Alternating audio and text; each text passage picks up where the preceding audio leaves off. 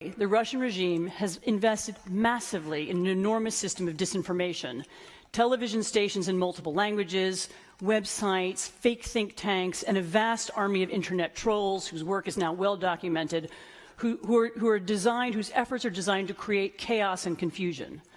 This isn't traditional propaganda. It's not about saying that Russia's a great country. No, when a Malaysian plane was shot down by a Russian missile over eastern Ukraine last summer, the Russian media responded with multiple absurd conspiracy theories. For example, that the plane was full of dead people when it took off. But even on an ordinary day, Russia Today, the Russian English language channel, is capable of reporting on the CIA's invention of Ebola. The point of these stories is to create a fog of disinformation so that no one knows anymore what is true and what is not. How can we break through this fog and shore up our traditions of objective reporting? Yes, we have to disengage and isolate. Let's work harder to identify Russian lies and get them out of our media. You'll note that I haven't yet mentioned Ukraine. That's because you can't understand the recent crisis there unless you understand the true nature of the Russian regime I've just described. For 2 decades now, Russia has maintained control over Ukraine by investing in politicians, companies, and disinformation. Putin hoped to create in Ukraine a copycat colonial version of the political system he invented in Russia, and he almost succeeded. We need to make Putin pay a high price for invading a neighbor so that he doesn't invade another one. And the best way to do this is through disengagement and isolation in this sense. Isolate Russian money, isolate Russian oligarchs, isolate malign Russian political influence and propaganda. Prevent Russian violence and corruption from distorting the politics of Eastern Europe, Western Europe, and North America. Putinism is a danger to Russians and to Ukrainians and all of us. What we've discovered is that it has evolved into something really quite different. It's not the Soviet Union. It's very different from the Soviet Union. Actually, Soviet analogies are wrong. It's not Nazi Germany either. These are bad analogies. It's a very new kind of very, very sophisticated propaganda-run state. This is a country in which every single television channel and every single newspaper and almost every single internet website, with a few tiny exceptions, are controlled by the state and in such a way that they appear to be all slightly different. This is not one Pravda saying one thing every day.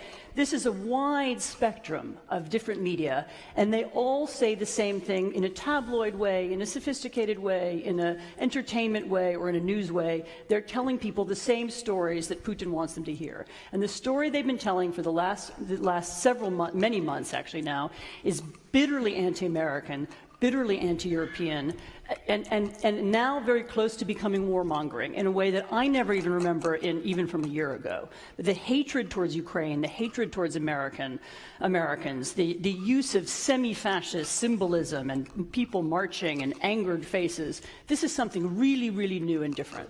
Russia is not a country that wants stability. Russia is a country that is interested in chaos. It created chaos in Ukraine.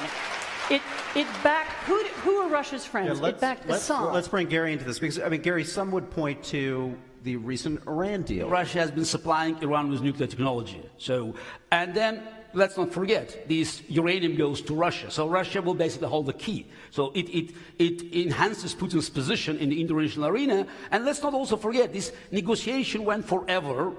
And Putin's interest was always to keep a pressure in the region, because it helped to also push up the oil prices, which were vital to Putin's financial survival. As for Syria, Putin's priority from day one was to save mass murderer named Bashar al-Assad, and he succeeded. So there are many other reasons, for him doing that. One is probably some form of dictator's brotherhood, and after so many dictators were washed away by the public anger in the Arab world, he didn't want to allow Assad to be toppled, because it always had a negative effect for people in Russia, because they could see that, dictators, also vulnerable. But also, let's not forget, Putin is always watching, for the map of the pipelines. They're very important, because that was his grip on Europe, demanding that Europe could do this and that, otherwise he can cut gas supply. Potentially, Syria is vital for Qatar, Iraq, Syria, Turkey pipeline, which could make Russian Gazprom redundant. So in both cases, Putin played the role of a savior, white knight at the 11th hour, but he was the greatest beneficiary. In this long period of time, while Russia was rebuilding its military, while it was invading one neighbor after another, the American army was drawing down its European forces, so much so that by 2013, there was not one single American tank in Europe. This is an aggressive policy. There is no way that Putin believed in a genuine military threat from NATO. This is something that he has been using at home as a way to consolidate his power. Okay. Vladimir. And then another myth, of course, which I hear repeatedly. Putin is very popular. And whoever, Levada Center, I don't want to argue with you about the integrity. Yes, I agree. I give them full credit.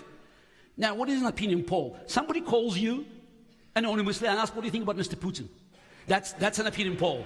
No, I'm really proud for my country that there are 20% of people who say they don't like Putin to a potentially KGB agent who's calling them. I spoke to people who fought in the Eastern Front. Who could have imagined that there will be front east of Kiev? Most of them are ethnic Russians.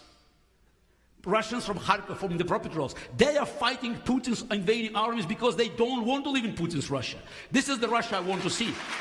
One of the other elements of NATO expansion that was very important was an agreement not to move nuclear missiles, an agreement which the West has kept. We are afraid that this is an irrational country. It might sell nuclear weapons to other people, one of you said.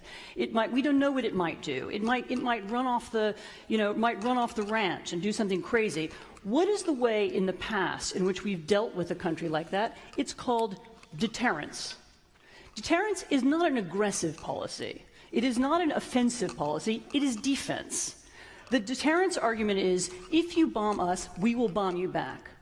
It's very unattractive as a policy, and no one likes it. It's mutually assured destruction, Dr. Strangelove. It's a horrible thought. But given that this is the only policy we have that we know that works, and the only policy that we are capable of using now towards Putin's Russia, which does not want to be engaged with us anymore, which pumps out propaganda against us in all kinds of different ways, in all kinds of countries, whether it's, as you say, funding the Czech president's election, whether it's funding the far right in France. This is a country that doesn't want to be part of our system anymore and has made that very clear.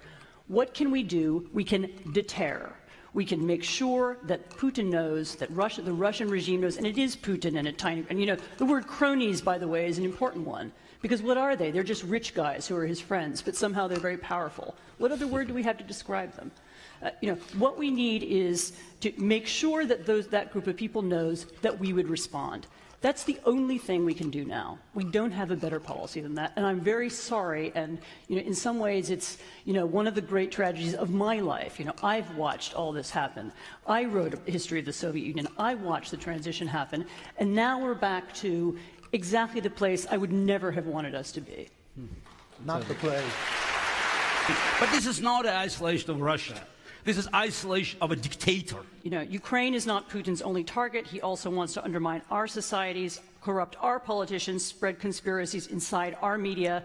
He hopes to persuade Europeans to succumb to the old temptations of the fascist far right. To stop this from happening, to stop him from destroying Ukraine, we need to isolate Russia in this sense. Enforce our own corruption laws, disentangle ourselves from the drug of Russian money, and reestablish the Western solidarity which he's trying to destroy.